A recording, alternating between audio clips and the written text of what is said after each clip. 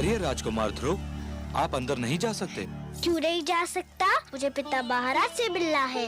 महाराज का आदेश है कि अंदर किसी को न आने दिया जाए। मैं राजकुमार हूँ और मेरा आदेश है कि मुझे अंदर जाने दिया जाए। सूर्य के प्रकाश को धरती पर पहुँचने से कोई नहीं रोक सकता। पिता और पुत्र के बीच में कोई नहीं आ सकता। हम महाराज के आदेश की अनदेखी नहीं कर सकते। और राजकुमार के आदेश की अनदेखी कर सकते हो? यदि हमने आपको जाने दिया तो महाराज हमें दंड देंगे। अगर तुमने मुझे रोका तो मैं तुम्हें दंड दूंगा। महाराज के डर से तुमको मैं बचाऊंगा, परंतु मेरे डर से तुमको कोई नहीं बचा सकता। पिताश्री, पिताश्री, पिताश्री।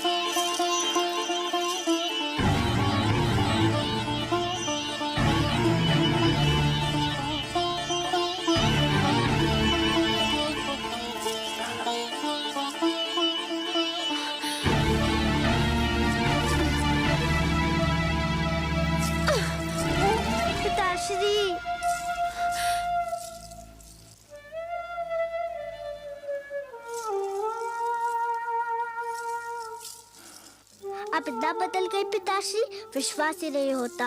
मैं तो आपका बड़ा लाडला पिता था, कितना प्यार करते थे आप मुझसे, और आज आपके सामने मुझे धिक्कारा गया और आप चुप रहे। जब आप युद्ध से लौटते थे तो सीधा माताश्री के पास जाते थे।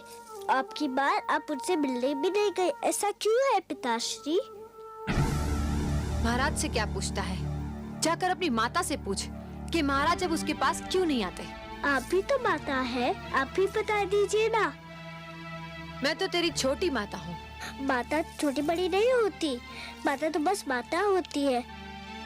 आप स्वयं को छोटी क्यों कहती है? तो सुन, तेरी माता के दिन बीत गए। महाराज को अब उस भिखारन में कोई रुचि नहीं है। मेरी माता भिखारन नहीं है, वो राजभवन की महारानी है। महारानी थी वो, अब नहीं है महारानी। महाराज ने वो स्थान उससे छीनकर मुझे दे दिया है, और जो स्थान तेरा था वो अब मेरे पुत्र उत्तम का है, समझा? उत्तम मेरा छोटा भाई है, उसे जितना भी मिले मुझे उतना ही हर्ष होगा। मैं और कुछ नहीं चाहता, बस पिताश्री का प्यार चाहता हूँ और उसकी गोद में बैठना चाहता हूँ।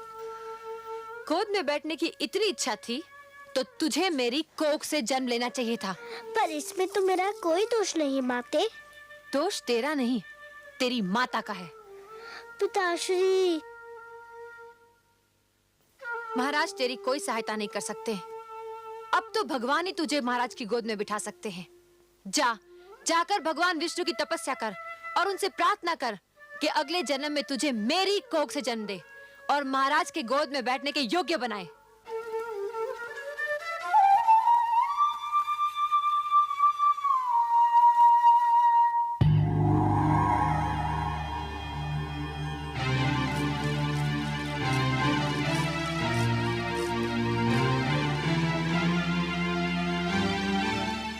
आंखें खोलिए परम श्रेष्ठ, देखिए कितना अन्याय हो रहा है। सुरुचि ने कितनी निर्ममता से उस नन्हे से बालक का हृदय तोड़ दिया।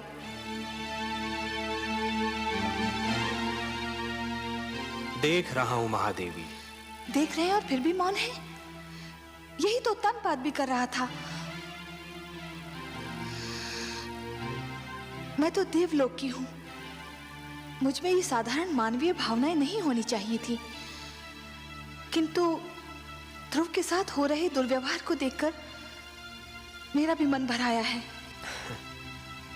आपका मन इसलिए भर आया है देवी कि आप स्वरूप में नारी हैं और हर नारी में एक माता छिपी होती है। दया, करुणा और ममता नारी की विशेषताएं हैं। नारी तो सुरुचि भी है त्रिलोकीनाथ, किंतु विश्वास नहीं होता कि इतनी सुंदर नारी का मन इतना कठोर भी हो सकता है। हर वस्तु जो चमकती है वो कुंदन नहीं होती देवी। आवश्यक नहीं कि हर सुंदर स्त्री का मन भी कोमल हो। सुरुचि लालसा की मूर्ति है, परंतु ध्रुव के साथ जो कुछ हो रहा है उसमें सारा दोष सुरुचि का नहीं है। सबसे बड़े दोषी तो महाराज उत्तानपाद हैं। परिवार मानव समाज की सबसे छोटी परंतु सबसे महत्वपूर्ण इकाई है। हमने पृथ्वी पर रहने वालों के लिए कुछ नियम दिए हैं और उनके अनुसार एक पिता परिवार का स्वामी होता है। पुत्र को प्यार देना, उसका संरक्षण करना पिता का कर्तव्य है। परंतु महाराज उत्तानपाद सुरुचि की सुंदरता पर मोहित होकर अपने कर्तव्यों से मुख मोड़ रहे हैं देवी। एक पिता ब्रह्मा भी होता है और विष्णु भी। वो जन्म भी देता है और पुत्र का पालन पोषण भी करता है। उत्तानपाद ने ब्रह्मा का धर्म तो निभाया, परंतु हमारा धर्म नहीं निभा पाए। तो फिर अब क्या होगा नारायण? मानव स्वभाव में संघर्ष की शक्ति भरी है हमने। ध्रुव को भी हमने इसी शक्ति से संपन्न किया है देवी। किंतु हे सर्वश्रेष्ठ, ध्रुव तो अभी बहुत छोटा है। उसमें संघर्ष शक्ति हो भी तो वो उसका प्रयोग कैसे करेगा? देवी, संघर्ष का संबंध आयु से नहीं, इच्छा शक्ति और मन की लगन से होता है। भड़कती हुई ज्वाला पहले छोटी सी चिंगारी ही होती है। ध्रुव भी एक छोटी सी चिंगारी के समान है। यदि उसे भड़कती ज्वाला बनना है तो उसे स्वयं की शक्ति को पहचानना होगा। आप स्वामी हैं, विश्वेश्वर हैं। आप जो कहते हैं उसका भेद भी केवल आप ही जानते हैं।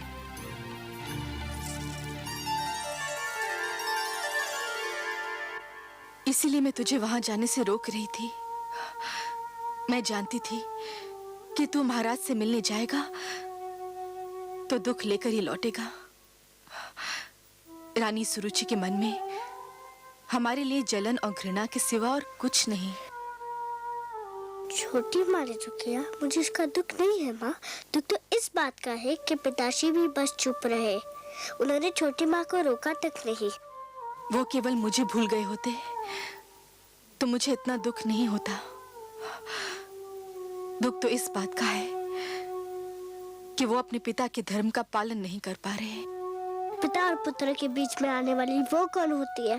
आप तो कहती थी कि पिता के प्रेम पर पुत्र का जन्म सिद्ध अधिकार होता है। होता है पुत्र, अवश्य होता है। ठीक उसी प्रकार जिस प्रकार सूरज की धूप पर धरती का अधिकार होता है। किंतु कभी कभी काली घटा यूं सूरज की धूप और धरती के बीच आ जाती है, जिससे सूरज की धूप धरती तक नहीं पहुंच पाती।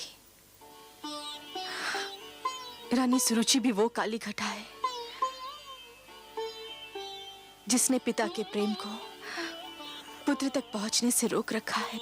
मैं तो उनका बहुत आदर करता था, पर उन्होंने आपको बेकारन कहा तो मुझे बहुत बुरा लगा। आश्चर्य तो ये है कि पिताश्री भी इस पर भी कुछ नहीं बोले। भूल जाओ पुत्र, भूल जाओ इन बातों को। कुछ विष स्वाद में मीठे होते हैं, किंतु होते तो विष है ना। महाराज पर भी ये भेद एक दिन अवश्य खुल जाएगा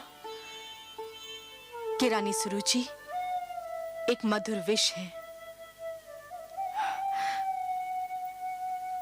मैं भगवान विष्णु से प्रार्थना करती हूँ कि महाराज की आंखें खुल जाएं। भगवान विष्णु? छोटी भाभी यही नाम ले रही थी कि मुझे पिताश्री के गोद में बैठने का अधिकार अब भगवान विष्णु ही दिला सकते हैं। हाँ पुत्र, महाराज की गोद तो क्या, वो अपनी गोद में बैठने का भी अधिकार दिला सकते हैं। वो महाराजाओं के महाराज हैं, सम्राटों के सम्राट हैं, परम बलवान, सर्वशक्तिमान है। पुत्र, तुम देखोगे वो कैसे लगते हैं। हाँ, आओ आओ।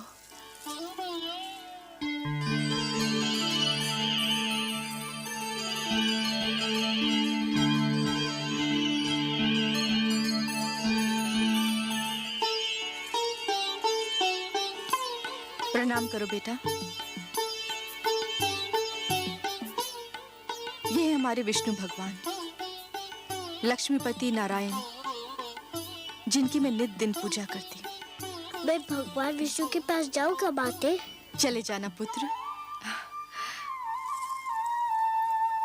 अभी तुम छोटे हो। बड़े हो जाने के बाद अवश्य चले जाना उनके पास। वो सब ठीक कर देंगे। रात्रि हो गई है, चलो चल के सो जाते हैं। सब विष्णु भगवान पे छोड़ दो, वो सब ठीक कर देंगे। चलें? चलो।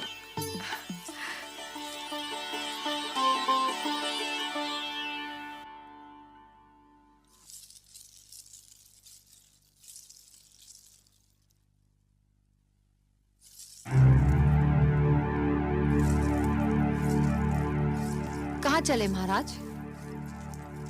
अभी तक हम महारानी सुनीति से नहीं मिले। वो हमारी राह देख रही होंगी। जानती थी, मैं जानती थी कि आपकी सारी बातें झूठी है। आपका प्यार भी एक दिखावा है। कौन सी बातें झूठी थी? यही कि सुरुचि, तुम्हारे पास आकर मैं सारे संसार को भूल जाता हूँ। सब झूठ। संसार तो क्या, आप एक नारी को नहीं भूल पाए। रह रहकर उसका प्रेम आपके मन को बांध लेता है। मुझसे तो बस 4 घड़ी का ही प्रेम है आपको। यह बात नहीं है सरुचि। तुम अच्छी तरह से जानती हो कि हम तुम्हें कितना प्रेम करते हैं। प्रेम ना करते होते तो महारानी सुनीति का अधिकार तुम्हें क्यों देते? परंतु इस राजमहल में कुछ तो अस्तित्व है उसका। और फिर ध्रुव के साथ भी। क्या हुआ ध्रुव के साथ? मैंने तो कुछ नहीं किया, बस उसे बता दिया कि अब उसका और उसकी माता का क्या स्थान है। और यह स्थान आपने मुझे और मेरे पुत्र को स्वयं अपनी इच्छा से और मन से दिया है। तो फिर क्या हुआ जो मैंने बता दिया? क्या मैंने झूठ बोला था? नहीं, झूठ नहीं बोला था। जो भी कहा सत्य ही कहा था। परंतु यह आवश्यक तो नहीं कि सत्य कठोरता से ही कहा जाए। सत्य कोमल और सहज ढंग से भी बोला जा सकता है। सरुचि, ध्रुव एक बच्चा है, उसके प्रति इतनी कठोरता? आप बातें मत बनाइए, खुलकर कहिए ना कि अब पहली पत्नी और उसके पुत्र का मोह आपसे दबाए नहीं दब रहा है। उनसे मिलने, उनके पास जाने की इच्छा आपके मन में अंगड़ाइयां ले रही है। और सुनीति से दूरी अब आपसे सहन नहीं हो पा रही। तो जाइए, तुरंत जाइए ना। मेरे भाग्य में तो अकेले रहना ही लिखा है। अब मैं आपको नहीं रोकूंगी। जाइए जाइए। और मैं हूँ भी कौन आपको रोकने वाली? अरे ये क्या, आप तो अकारण रोने लगी। अकारण? जो हर पल आपके पास रहना चाहती हो, उसे छोड़कर आप जाएंगे तो रोना नहीं आएगा? अच्छा चलो, आप जीती, हम हारे। अब आपको छोड़कर हम कहीं नहीं जाएंगे।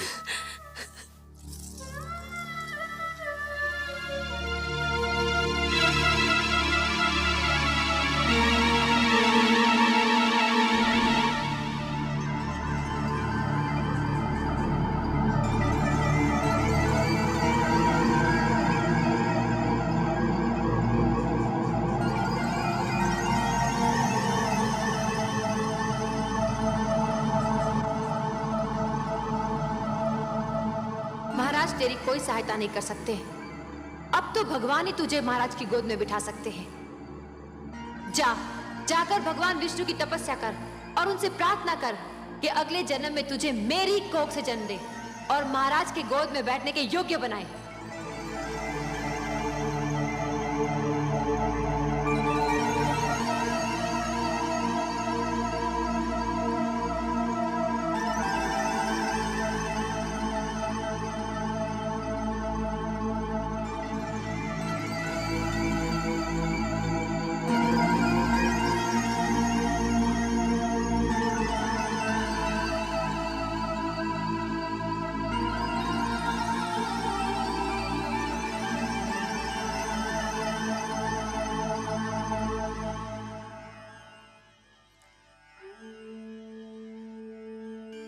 वो महाराजाओं के महाराज हैं, सम्राटों के सम्राट हैं, परम बलवान, सर्वशक्तिमान है।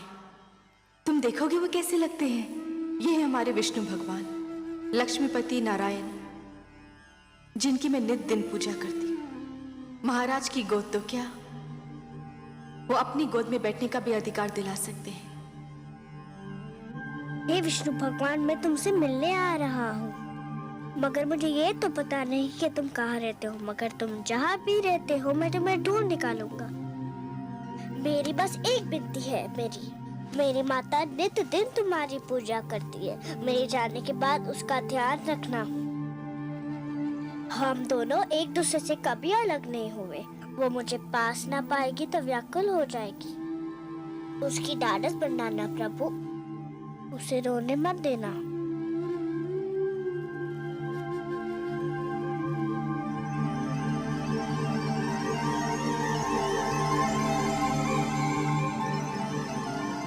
मैं तुम्हें सोता छोड़कर जा रहा हूँ, क्षमा कर देना मुझे।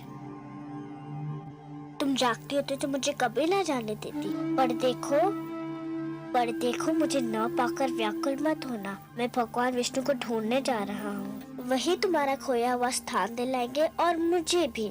मैंने भगवान विष्णु की मूर्ति से कह दिया है कि वो तुम्हारा ध्यान रखे। मुझे विदा दो माते, मुझे विदा दो।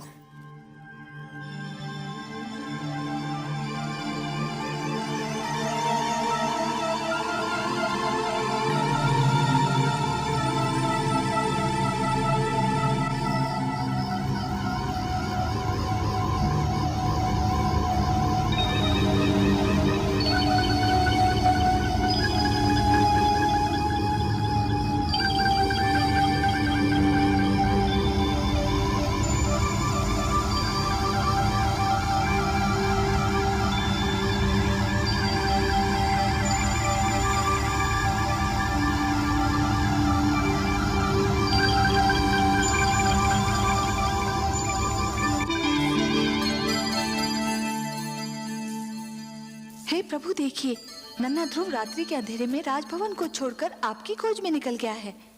हाँ देवी, वो अपने मन की लगन को दबा नहीं पाया। परंतु हे सर्वव्यापी, वो तो क्षीर सागर का मार्ग भी नहीं जानता। देवी, एक यात्री के लिए सबसे कठिन क्षण वो होता है जब वो किसी अनजान यात्रा के उद्देश्य से मार्ग पर प्रथम पग धरता है। फिर तो मार्ग में सहस्त्रों घने पेड़ मिल जाते हैं जो उसके पैरों तले शीतल छांव बिछाने को तैयार रहते हैं। फिर मार्गदर्शक भी मिल जाता है, और मार्गदर्शक तो गुरु होता है देवी। परंतु हे सर्वश्रेष्ठ, वो तो अभी एक बालक है। उसे इस यात्रा में कितना दुख झेलना पड़ेगा। महादेवी, बूंद जब किसी मेघ की गोद से निकलती है तो उसके मन में असंख्य आशंकाएं होती हैं। सोचती है कि उसका अंत क्या होगा। क्या वो किसी मरुस्थल की सुलगती रेत पर गिरेगी और सूख जाएगी, या किसी सुलगते अंगारे पर गिरेगी और भस्म हो जाएगी, या फिर किसी कांटे पर गिरेगी और उसका शरीर छलनी हो जाएगा। क्या होगा उसका अंत। परंतु जब वो किसी सीप के मुख में गिरती है और मोती बन जाती है, तब उसे यह ज्ञान होता है कि उसकी यात्रा शुभ थी। आपकी बातें आप ही जाने परमेश्वर, किंतु आज्ञा हो तो एक बात कहूं। आप तो हमारी अर्धांगिनी हैं। हमसे कुछ कहने के लिए आपको हमारी अनुमति और आज्ञा की आवश्यकता नहीं है देवी। कहिए, अवश्य कहिए। यदि ध्रुव पर राह में कोई संकट आया तो मैं चुप नहीं रहूंगी। मैं इस खेल में कूद पड़ूंगी और आप मुझे रोकिएगा मत। नहीं रोकेंगे, परंतु एक बात का ध्यान तो आपको भी रखना होगा देवी। कौन सी बात? कि नियमों को बनाने वाले स्वयं उनको तोड़ा नहीं करते। मैं समझी नहीं त्रिलोकीनाथ। मानव के भाग्य विधाता ब्रह्मा है। आप ब्रह्मा के लिखे को बदलने की चेष्टा न कीजिएगा देवी। ध्रुव हमको ढूंढता हुआ आ रहा है, और इस राह में उस पर वही बीतेगी जो ब्रह्मा ने उसके भाग्य में लिख दी है। वो हम तक पहुंच पाएगा या नहीं, ये तो केवल ब्रह्मा ही जाने।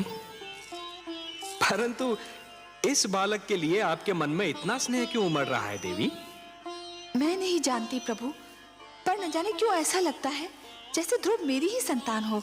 इतना महान स्थान दे दिया उसे आपने। क्यों? क्या वो इस स्थान के योग्य नहीं? इतनी छोटी सी आयु में इतना बड़ा निर्णय, इतना दृढ़ निश्चय, ये सब महानता के लक्षण नहीं है तो और क्या है? उसे अपनी महानता सिद्ध तो कर लेने दीजिए। अवश्य, परंतु ध्रुव पर अगर कोई संकट आया तो मैं सहन नहीं कर पाऊंगी। ऐसा कब तक चलेगा दलनायक जी? क्यों, क्या हुआ? क्या हुआ? अरे इतने दिन हो गए कोई भी यजमान हाथ नहीं आया। अगर यही दशा रही तो हम सब भूखे मर जाएंगे। बात तो तुमने ठीक कही है मित्र, पर क्या किया जाए? लगता है यात्री ये मार्ग ही भूल गए हैं। इतने लोगों को लूटा है हमने कि लोगों ने इधर से आना जाना ही छोड़ दिया है। अरे वो देखो, अरे शिकार आ गया।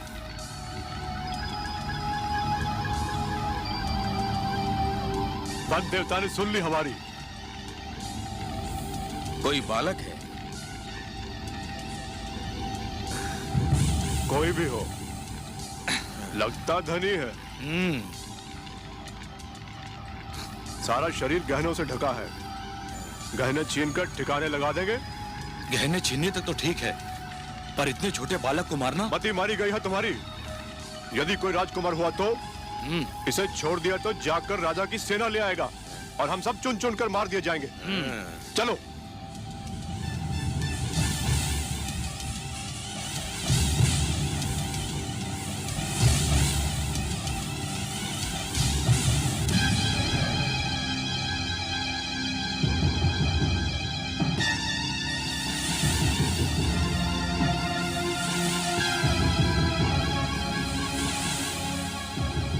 कौन है आप लोग? हम डाकू हैं। क्या चाहते हैं आप लोग? तुम्हारे आभूषण, अपने आभूषण उतार कर हमें दे दो। ले लीजिए, केवल मुझे एक बात बता दीजिए। क्या बात? मैं अपने सारे आभूषण आपको दे दूंगा। मुझे बस ये बता दीजिए कि भगवान विष्णु कहाँ रहते हैं। भगवान विष्णु? हाँ, मैं उनसे मिलना चाहता हूँ। आपको तो पता होगा कि वो कहाँ रहते हैं। हाँ, क्यों नहीं, क्यों नहीं। हम तुम्हें जरूर उनके पास ले चलेंगे, पर पहले अपने ये आभूषण हमें दे दो।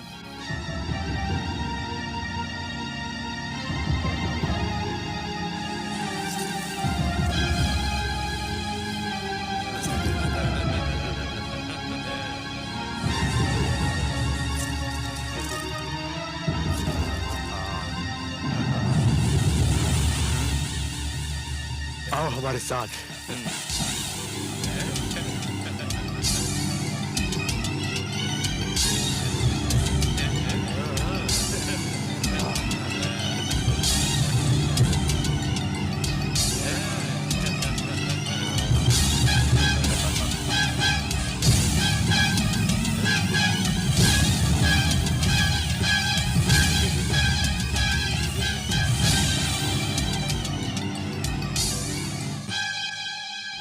यहाँ से तुम सीधा विष्णु के पास पहुंच जाओगे।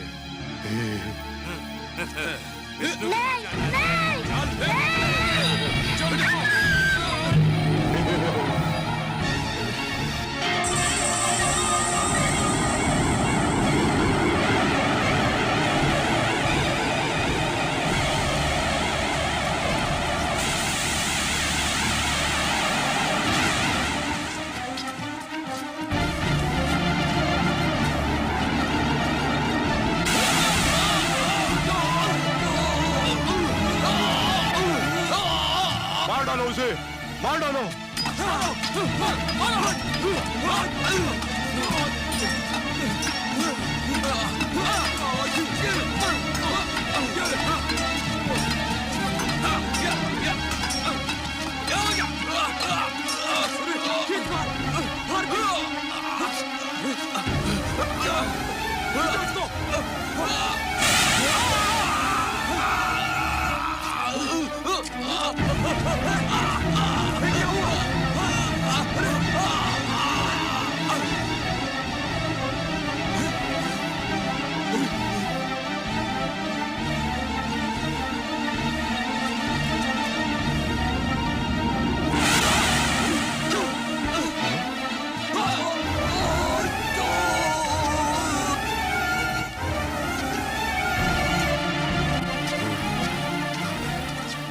सांप को ढूंढो, उस बालक को भी ढूंढो।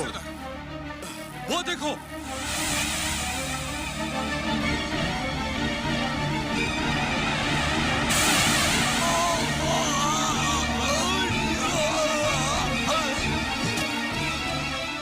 राम को ढूंढो, उस बालक को भी ढूंढो।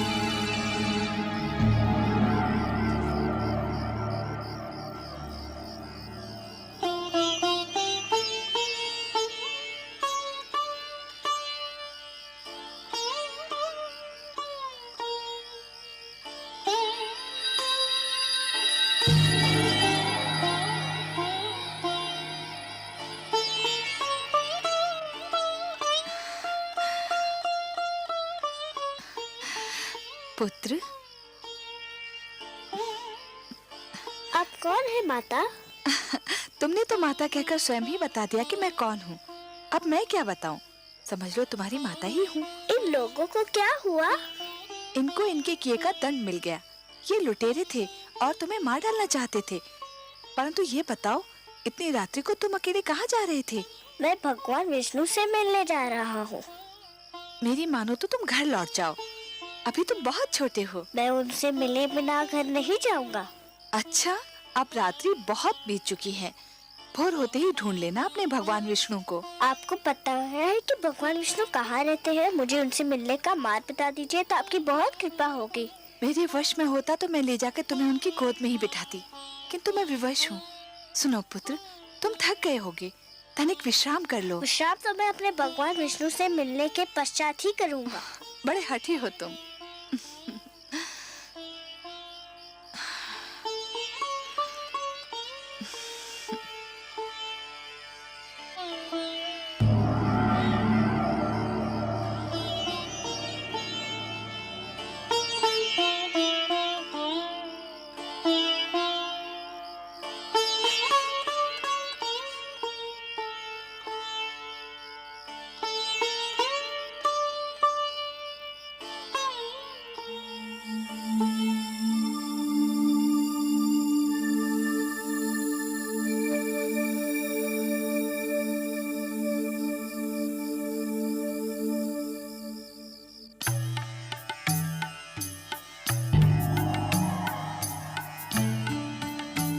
आइए महादेवी, आइए।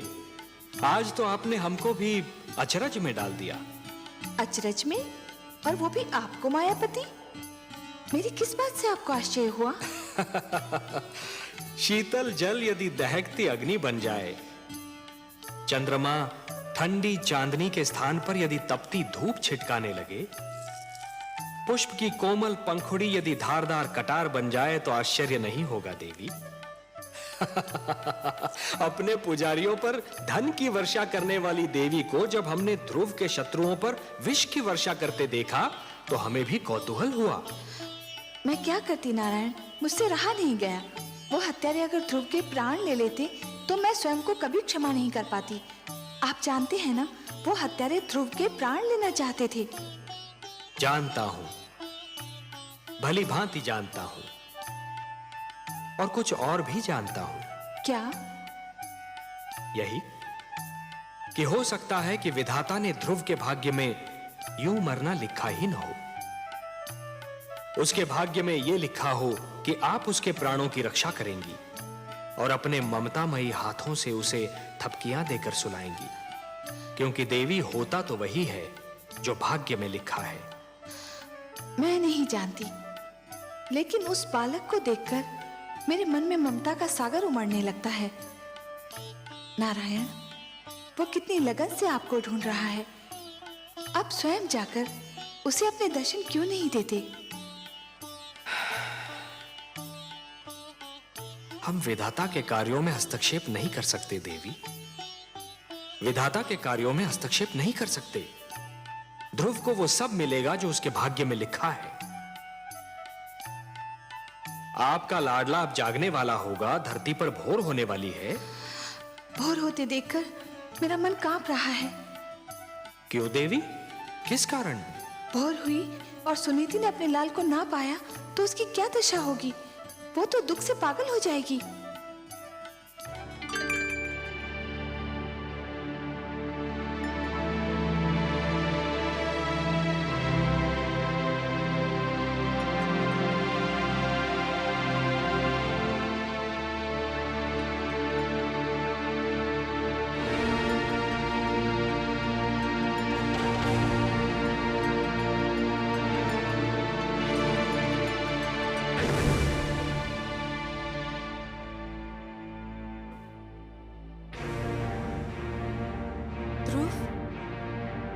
ध्रुव, पुत्र ध्रुव, ध्रुव, ध्रुव, कहाँ हो तुम? ध्रुव, दासी, दासी, तुमने मेरे पुत्र को कहीं देखा है? तुमने देखा है? तो आपके कक्ष के बाहर निकलते ही नहीं देखा। तो जाओ, जाओ जाके उसे लेकर आओ। मेरा हृदय व्याकुल हो जा रहा है। जाओ, जाओ।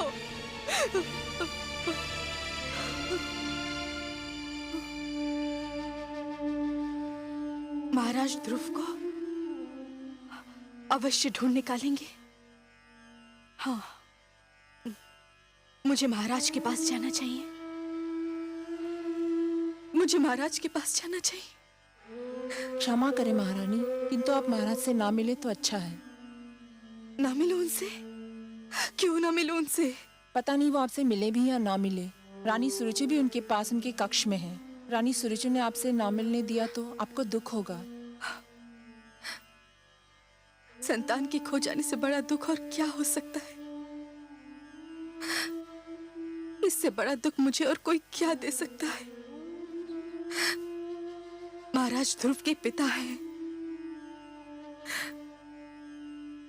मुझे उनसे मिलना ही चाहिए।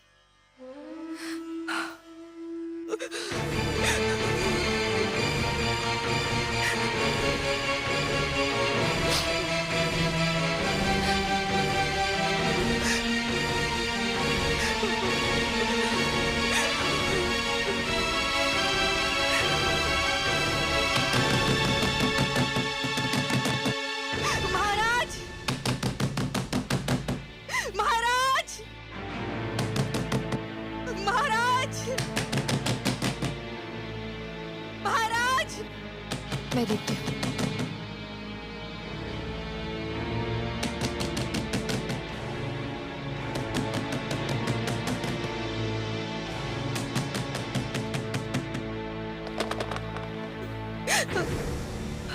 महाराज, महाराज। महारानी सुनीति, क्या बात है? क्या हुआ? महाराज, हमारा पुत्र ध्रुव।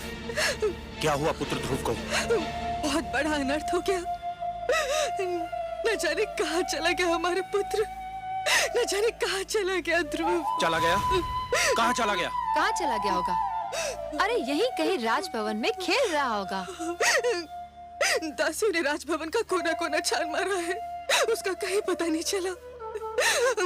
महाराज, आप उसे ढूंढ निकालिए, नहीं तो मैं रो रो के अपने प्राण दे दूंगी। महारानी सुनीति, महाराज उसे कहाँ ढूंढेंगे? आपका पुत्र आपके पास था। महाराज को क्या पता कि वो कहाँ होगा? महाराज मेरा सब कुछ छीन लीजिए, किंतु मेरा लाल मुझे लौटा दीजिए। एक उसी का तो सहारा था मुझे, उसी का मुख तो देख देख के जीती थी मैं। धीरज रखिए महारानी सुनीति। कैसे धीरज रखूं, कैसे धीरज रखूं? उसने कहा था कि वो भगवान विष्णु से मिलना चाहता है। मैं समझी कि वो बचपने में कह रहा है। भगवान विष्णु से मिलने? हाँ, आपसे मिलने के पश्चात वो बहुत उदास हो गया था। न जाने कहाँ भटक रहा होगा वो। अगर वो मुझे नहीं मिला ना, तो मैं आपको कभी भी क्षमा नहीं करूंगी।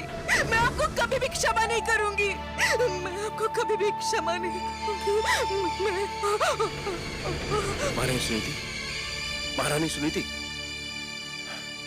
महारानी सुनीति, महारानी सुनीति, महारानी सुनीति मूर्छित हो गई हैं। जल्दी से जल लेकर आइए। आपको दिखाने के लिए ढोंग कर रही है। ये सब आडंबर है।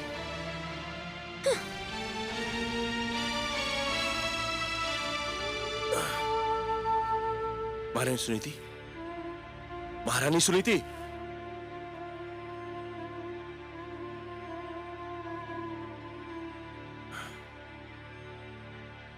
दासी, जल्दी से जल लेकर आओ।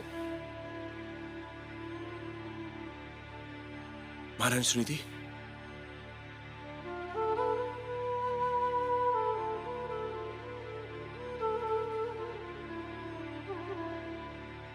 महारानी सुनीति, महारानी सुनीति।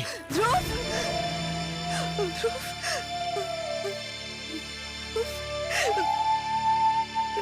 पुत्र ध्रुव। रोइए नहीं महारानी, रोइए नहीं।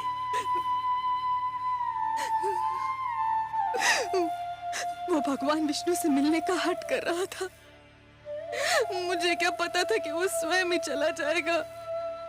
घबराइए नहीं महारानी, वो चला भी गया है तो बहुत दूर तक नहीं गया होगा। आप अपने कक्ष में जाइए, मैं तुरंत ही अपने सैनिकों को ध्रुव को ढूंढने के लिए भेजता हूँ। सैनिकों को भेजोगे? स्वयं नहीं जाओगे अपने पुत्र को ढूंढने? पिताश्री आप? पर तुम कैसे जाओगे? जो स्वयं मोह की राहों में भटक रहा हो वो किसी को क्या ढूंढेगा?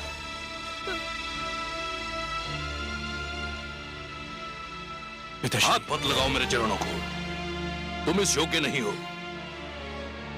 तुम तो इस योग्य भी नहीं हो कि मैं तुम्हें अपना पुत्र कहकर पुकारूं। उस मनु का पुत्र जिसने आचरण के आदर्श बनाए, जिसने राजधर्म को जन्म दिया, उसकी संतान का ऐसा पतन? धिक्कार है तुम पर, जिसके नाम पर धरतीवासी स्वयं को मानव कहकर धन्य होते हैं। मैं तो राजकाज और परिवार का भार तुम्हारे हाथ सौंपकर संतुष्ट हुआ था, पर कदाचित ये मेरी भूल थी। तुम इसके योग्य नहीं थे। परंतु पिताश्री, मैंने राजकाज का कार्य संभालने में कोई भूल नहीं की। मेरी प्रजा मुझसे प्रसन्न है। तुम्हारी प्रजा तुमसे प्रसन्न है? और ये नारी, क्या ये तुम्हारी प्रजा नहीं? केवल इसलिए कि इसने तुम्हारी पत्नी बनना स्वीकार कर लिया। क्या ये न्याय के उन अधिकारों से वंचित हो गई जो प्रजा को प्राप्त होते हैं? क्या ये तुमसे प्रसन्न है? क्या अपराध किया था इसने जो इस गुणवंती के अधिकार छीनकर तुमने उस गुणहीन को दे दिए? क्या तुम्हारा पुत्र तुम्हारी प्रजा नहीं है, जिसका अपमान देखकर भी तुम चुप रहे? और केवल आज तुम्हारे कारण वो अनजानी राहों में भटक रहा है। मुझसे भूल हो गई पिताश्री। भूल मान लेने से भूल के दुष्परिणामों का अंत नहीं होता। भूल सुधार चाहती है, लेकिन उसकी सारी संभावनाएं तुमने समाप्त कर दी हैं। पौत्र ध्रुव तुम्हारा घर छोड़कर जा चुका है। तुम्हारे परिवार में असंतोष है, और जो परिवार को संतुष्ट नहीं कर सका वो असंख्य प्रजा को क्या संतुष्ट करेगा? जिससे एक छोटा सा परिवार न संभाला गया, वो इतने बड़े राज्य को क्या संभालेगा? धिक्कार है तुम पर। सारा विश्व जीतकर भी एक नारी की सुंदरता से पराजित हो गए।